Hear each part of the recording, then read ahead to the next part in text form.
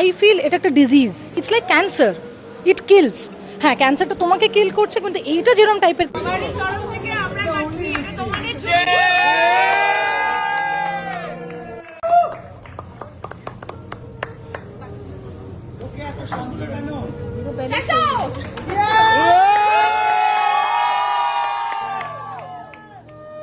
তো আমাকে নিয়ে বলেছে বলে আমাকেও বলতে হবে। এবার রুক্মিণী শুভশ্রীকে ক্যান্সার বললেন। সেটা শুনে রুক্মিণীর উপর চরম ক্ষেপে গিয়েছেন শুভশ্রী। গতকাল রুক্মিণীকে বাদ দিয়ে শুভশ্রী আর দেব একসাথে কেক কাটেন।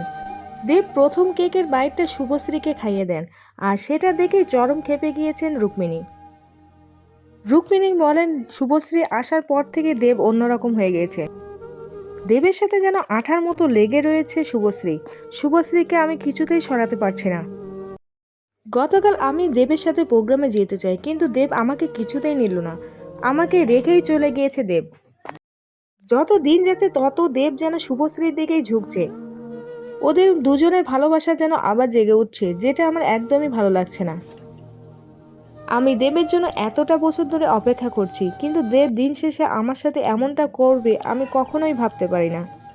শুভশ্রীর সাথে যতদিন কথা হয়নি দেবের, ততদিন দেব আমাকে অনেক বেশি ভালোবেসেছে, কিন্তু যেদিন থেকে শুভশ্রী দেবের জীবনে আবারও এসেছে সেদিন থেকে আবার শুরু হয়েছে আমাদের মধ্যে ঝামেলা। আমি দেবকে বারবার বলেছি শুভশ্রীর সাথে কোনো সম্পর্ক না রাখতে, কিন্তু দেব আমার কথা না শুনে তার প্রথম প্রোডাকশনের সিনেমাটা শুভশ্রীকে দিয়েই করালো। আমি দেখেছি গতকাল কেক কেটে দেব শুভশ্রীকেই প্রথমে খাইয়েছে। দেব যদি শুভশ্রীকেই ভালোবাসবে তাহলে আমাকে এতটা দিন কেন অপেক্ষা করালো? আমি দেবকে বলে দিয়েছি, দেব যদি শুভশ্রীর সাথে আর কোনো সম্পর্ক রাখে তাহলে আমি আর দেবের সাথে থাকবো না, তার সাথে আর বিয়ের কথা বলবো না, ভেঙে দেব আমাদের এই সম্পর্ক। রেগে গিয়ে এসব বলেন রুক্মিণী।